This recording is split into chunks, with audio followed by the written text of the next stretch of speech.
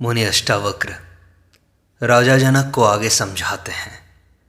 वे कहते हैं, शुद्ध स्फुरण रूपस्य दृश्य भावम अपश्यतः क्व विधि क्व च वैराग्यम क्व त्यागः क्व शमोपि वा।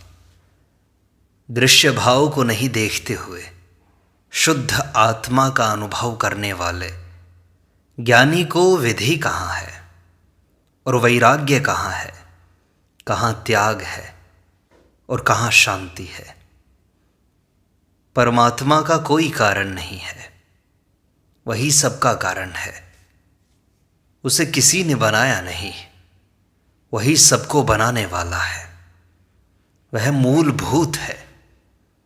विज्ञान सृष्टि में 106 तत्व मानता है। अध्यात्म उससे भी आगे की बात कहता है कि वह मूल तत्व एक ही है। 106 तत्व भी तत्व नहीं है, यौगिक हैं। सारी सृष्टि उसी की अभिव्यक्ति है, उसी का फैलाव मात्र है। यह सृष्टि बनाई गई, इसे बनाने का न कोई कारण है न कोई उद्देश्य। मूढ़ लोग ही सृष्टि बनाने का कारण और उद्देश्य खोजते हैं। सृष्टि उस शक्ति का सहज स्फुरण है जो अपने आप हो रहा है, किसी निश्चित उद्देश्य से नहीं किया जा रहा है। इसलिए इसे लीला, खेल इत्यादि कहा गया है। चिड़ियाएँ चहचहाती हैं, मोर नाचते हैं, पक्षी उड़ते हैं, बच्चा उछलता कूदता है, फूल खिलते हैं, झरने बहते हैं, मनुष्य कामासक्त होता है, इत्यादि सब उस चैतन्य का सहज स्फुरण मात्र है। इसके पीछे परमात्मा की न कोई इच्छा है न कोई उद्देश्य। किंतु मूढ़ों ने इन सब का उद्देश्य निश्चित कर दिया है। वे कहते हैं कि परमात्मा ने संसार इसलिए बनाया कि तुम मुक्त हो सको, तुम अपने पापों का प्रक्षालन कर सको, तुम ज्ञान की उपलब्धि कर सको। ये सब विकृत मस्तिष्क की मूढ़तापूर्ण दृष्टि है। अष्टावक्र कहते हैं कि ऐसी मूढ़तापूर्ण दृष्टि अज्ञानी की ही होती है। इसीलिए वह अपने को मुक्त करने के लिए अनेक प्रकार की विधियां अपनाता है। संसार से वैराग्य ले लेता है, घर छोड़कर जंगल भाग जाता है, घर गृहस्थी धन संपत्ति सबका त्याग कर देता है। वह यह सोचता है कि यहाँ छोड़ने से उसे स्वर्ग में मिल जाएंगे। कुछ लोग मृत्यु के समय दान आदि देते हैं, जिससे ये वस्तुएं आत्मा के साथ साथ चलती रहें। कुछ लोग अधिक बुद्धिमान होते हैं, वे इस सामग्री को अग्रिम अर्थात मृत्यु से पूर्व ही भेज देते हैं, जिससे मरने पर आगे पहले से ही वे तैयार मिलें। ये सब मूढ़ताएं हैं, मूर्खताएं हैं। किंतु ज्ञानी इन दृश्य भावों को नहीं देखता है, वह उस शुद्ध स्फुरण रूप आत्मा को ही देखता है, उसी का अनुभव करता है। ऐसे ज्ञानी के लिए न कोई विधि शेष रह जाती है, न उसे वैराग्य की आवश्यकता है न त्याग की। वह परम शांत अवस्था में रहता है, शांति के लिए प्रयत्न भी नहीं करता। अष्टावक्र आगे कहते हैं, स्फुरतो अनंत रूपेण प्रकृतिम च न पश्यतः क्व बंधः क्व च वा मोक्षः क्व हर्षः क्व विषादता। अनंत रूपों में स्फुरित प्रकृति को नहीं देखते हुए ज्ञानी को कहाँ बंध है और कहाँ मोक्ष है, कहाँ हर्ष है, कहाँ शोक है। यह सृष्टि आत्मा का स्फुरण मात्र है, जो अनंत रूपों में स्फुरित हुई है। सृष्टि में जो अनंत रूप दिखाई देते हैं वे सब प्रकृति जन्य हैं, माया रूप हैं। यह स्फुरण शक्ति का प्रदर्शन है। चेतन तत्व आत्मा सूक्ष्म रूप से इसमें व्याप्त है। अज्ञानी इस स्थूल प्रकृति को ही देखता है तथा इसी से लुभायमान होता है। वह इसी को सब कुछ समझता है, यही उसका बंध है। किंतु ज्ञानी इस जड़ प्रकृति को माया रूप समझकर केवल उसके कारण स्वरूप आत्मा में विश्राम करके स्थित रहता है। इसलिए उसके लिए यह प्रकृति बंध नहीं हो सकती। जब बंध ही नहीं तो मोक्ष किसका?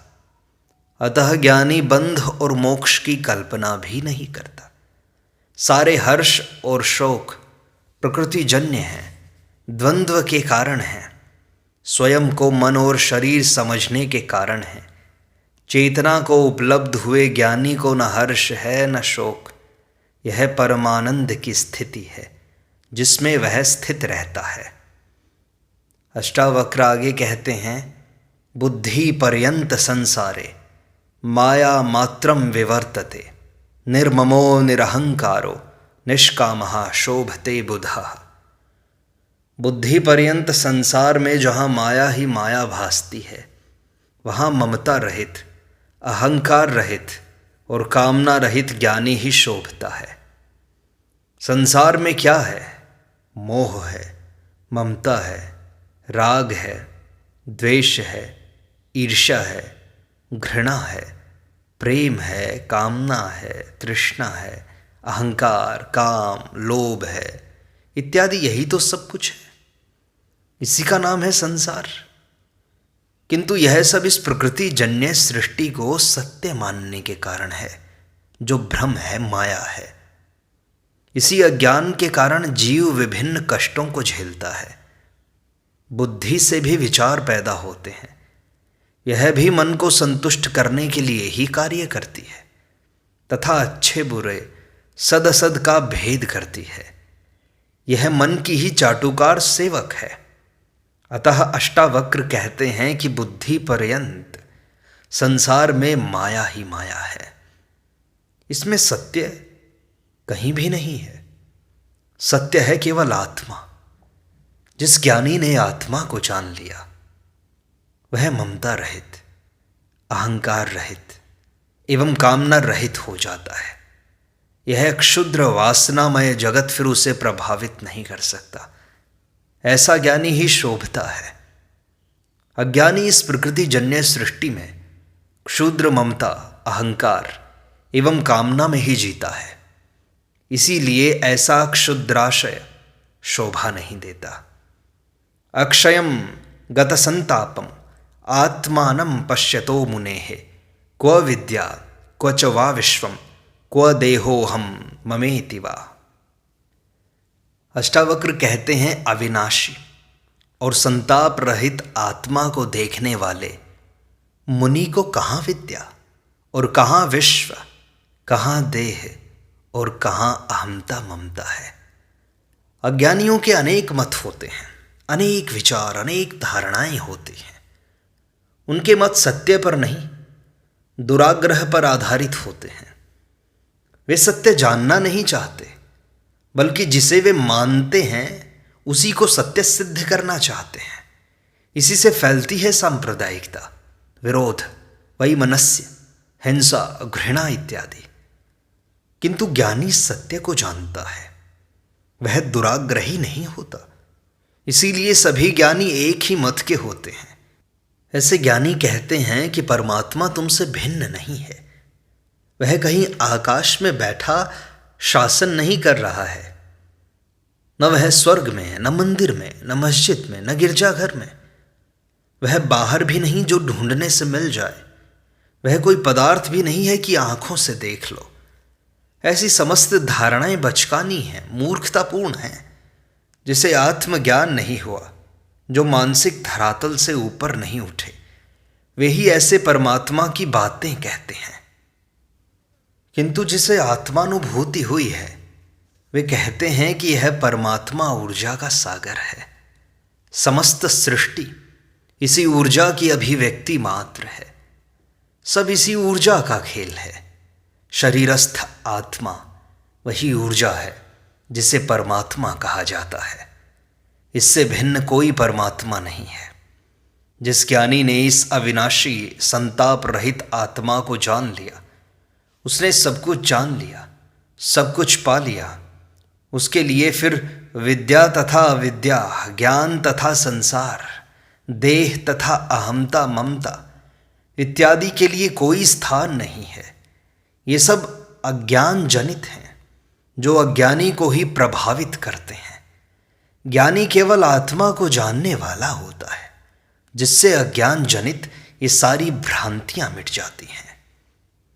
अष्टावक्र आगे कहते हैं, निरोधादीनि कर्माणि जहाति जड़धीर यदि मनोरथान प्रलापांश्च कर्तुमाप्नोति तत्क्षणात्। यदि जड़ बुद्धि मनुष्य निरोध आदि कर्मों को छोड़ता भी है तो वह तत्क्षण मनोरथों और प्रलापों को पूरा करने में प्रवृत्त हो जाता है। मनुष्य के समस्त कर्म, व्यवहार एवं आचरण चित्त की वृत्तियों का प्रक्षेपण मात्र है। जैसी चित्त की वृत्तियां होंगी, जैसा उसका मन होगा, वैसे ही उसके कर्म एवं आचरण होंगे। आचरण एवं कर्म बदलने से मन नहीं बदलता। पतंजलि कहते हैं कि चित्त की वृत्तियों का निरोध ही योग है, किंतु अष्टावक्र कहते हैं कि इस निरोध के लिए जो कर्म किए जाते हैं उनसे चित्त का निरोध नहीं होता, बल्कि वे कर्म भी चित्त की चंचलता को और बढ़ा देते हैं। क्योंकि प्रयत्नों से किए गए निरोध आदि कर्मों के पीछे वासनाएं, अपेक्षाएं, कामनाएं आदि जुड़ी रहती हैं। फिर निरोध कैसे होगा? इसलिए चित्त के निरोध के लिए किए गए सभी कर्मों एवं आचरणों का त्याग करना चाहिए। कर्म मात्र वासना से प्रेरित होते हैं, इसलिए ये भी बंधन बन जाते हैं, जिससे ज्ञान नहीं हो सकता। अष्टावक्र का सारा उपदेश यही है कि जो कुछ प्राप्त होगा वह बोध से ही होगा, कर्म से नहीं। क्योंकि कर्म से अहंकार, वासना, फलाकांक्षा होगी, जिससे चित्त का निरोध नहीं हो सकता। इसलिए समस्त निरोध कर्म जैसे ध्यान और समाधि को भी छोड़ देना चाहिए, तभी उपलब्धि होगी।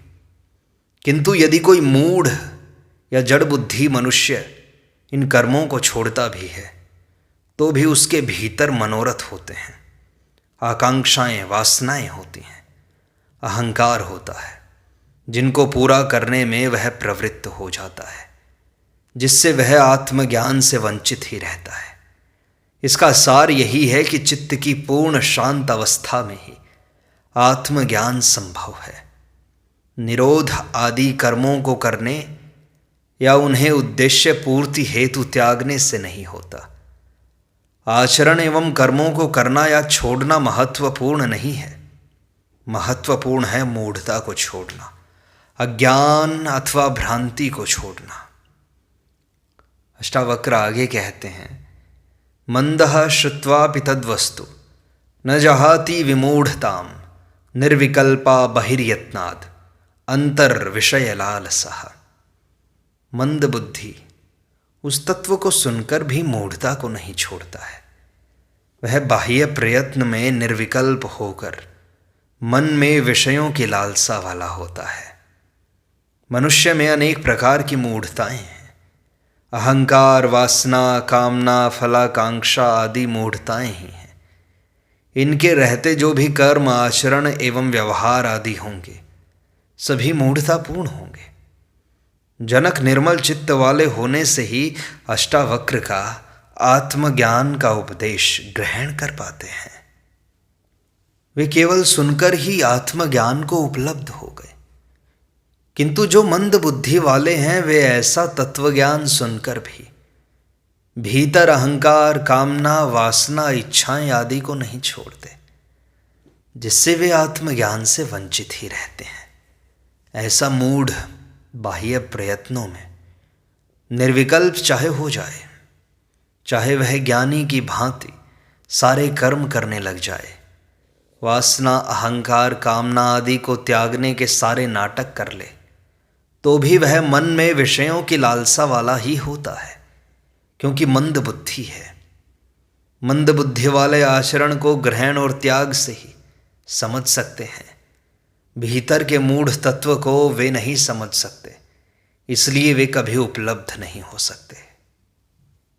अष्टावक्र आगे कहते हैं, ज्ञानाद् गलित कर्मा यो लोक दृष्ट्यापि कर्मकृत नाप्नोति अवसरम कर्तुम वक्तुमेव न किंचन। ज्ञान से नष्ट हुआ है कर्म जिसका, ऐसा ज्ञानी लोक दृष्टि में कर्म करने वाला भी है, लेकिन वह न कुछ करने का अवसर पाता है न कहने का ही। कर्म तो ज्ञानी भी करता है तथा अज्ञानी भी, किंतु दोनों के कर्मों में बाह्य अंतर न होते हुए भी भीतर बड़ा अंतर होता है। ज्ञानी के कर्म स्वभाव से होते हैं, लोक हितार्थ होते हैं, आवश्यक एवं नैमित्तिक कर्म होते हैं। वह कर्म को ईश्वर इच्छा समझकर करता है। उनके पीछे कोई वासना, फलाकांक्षा, अहंकार आदि नहीं होते, जबकि अज्ञानी के कर्मों के पीछे फल प्राप्ति की इच्छा रहती है, अहंकार रहता है। अज्ञानी यदि लोक हितार्थ कर्म करता भी है तो उसके पीछे सम्मान प्राप्ति, यश प्राप्ति, स्वर्ग प्राप्ति आदि की इच्छा रहती ही है। अज्ञानी ऐसे कर्मों का अवसर ढूंढता रहता है कि कहीं उसे सेवा करने का अवसर मिल जाए तो उसके लिए स्वर्ग के द्वार खुल जाएं। उसको लोकहित सेवा, समाज सेवा, दान, पुण्य, धर्म आदि में दूसरों की चिंता नहीं है। चिंता मात्र स्वयं की स्वर्ग प्राप्ति की है, जिसके लिए वह अवसर ढूंढता रहता है। किंतु अष्टावक्र कहते हैं कि ज्ञान से कर्म नष्ट हो जाते हैं, फिर ज्ञानी को कर्म करने की आवश्यकता ही नहीं होती। किंतु ऐसा ज्ञानी भी लोक दृष्टि से कर्म करता है जो लोक हित में है, जिन्हें करना आवश्यक है वह कर लेता है। वह स्वर्ग प्राप्ति की दृष्टि से या फलाकांक्षा से कोई कर्म नहीं करता, न ऐसे कर्मों को ढूंढता ही है जिसका फल मिले, न वह ऐसा ही कहता है कि मैंने ऐसा किया है, क्योंकि उसमें अहंकार नहीं होता। यही कर्म की कुशलता है जिसे केवल ज्ञानी ही उपलब्ध होता है। अष्टावक्र आगे कहते हैं, क्व तमः क्व प्रकाशो वा हानम क्वच न किंचन निर्विकारस्य धीरस्य निरातंकस्य सर्वदा। सर्वदा निर्भय और निराकार धीर पुरुष, उसको कहाँ अंधकार, कहाँ प्रकाश, कहाँ त्याग, कहीं कुछ भी तो नहीं है। चित्त में वृत्तियां हैं, वासनाएं हैं, कामनाएं हैं। अनेक जन्मों में जो कुछ मिला है उस ही का संग्रहित नाम चित्त है। बुद्धि इनका सद तथा असद में विभाजन करती है। सुख दुख, लाभ हानि, प्रेम घृणा, हिंसा अहिंसा, प्रकाश अंधकार, त्याग ग्रहण आदि का विभाजन करती है। किंतु अस्तित्व में भिन्न कुछ भी नहीं है, वहाँ सब कुछ संयुक्त है। एक ही सिक्के के दो पक्ष की भांति है, जहाँ या तो दोनों रहेंगे या दोनों हटेंगे। एक को हटाने और दूसरे को बचाने का कोई उपाय नहीं है। यदि मृत्यु को हटा दिया जाए तो जन्म भी नहीं होगा। यदि बेईमानी हटा दी जाए तो ईमानदारी भी नहीं रहेगी। यदि घृणा हटा दी जाए तो प्रेम भी समाप्त हो जाएगा। यदि पापी नहीं होंगे तो ये मंदिर, मस्जिद, गुरुद्वारे भी नहीं होंगे। यदि बीमारी नहीं होगी तो स्वास्थ्य भी नहीं होगा। यदि असाधु नहीं होंगे तो इन साधुओं को भी विदाई देनी पड़ेगी। ये सब संयुक्त हैं, एक दूसरे पर आश्रित हैं। एक को हटाकर दूसरे को बचाया ही नहीं जा सकता है। यदि रावण को हटा दिया जाए तो राम की कहानी बनती नहीं। किंतु नैतिक व्यक्ति दोनों में भेद करता है। वह बुरे को हटाकर अच्छे को लाना चाहता है, वह अंधकार को हटाकर प्रकाश को लाना चाहता है। इसके विपरीत धार्मिक व्यक्ति सब कुछ ईश्वरीय समझकर दोनों को स्वीकार कर लेता है, जबकि ज्ञानी उस एक आत्मा को जानकर सर्वदा निर्भय और निर्विकार हो जाता है। उसकी यह भेद दृष्टि ही समाप्त हो जाती है। वह प्रकाश, अंधकार, ग्रहण, त्याग आदि में कोई भेद ही नहीं समझता। स्वभाव से जो होता है वह कर लेता है एवं सर्वदा परमानंद स्वरूप आत्मा में ही स्थित रहता है। अष्टावक्र आगे कहते हैं, क्व धैर्य, क्व विवेकत्वम, क्व निरातंकतापि वा अनिर्वाच्य स्वभावस्य निस्वभावस्य योगिनः। अनिर्वचनीय स्वभाव वाले, स्वभाव रहित योगी को कहाँ धीरता है, कहाँ विवेकिता अथवा कहाँ निर्भयता है। जहाँ भय है वहीं निर्भयता होती है, जहाँ मूढ़ता है वहीं विवेकता पैदा होती है, जहाँ व्याकुलता है वहीं धैर्य की बात सोची जाती है।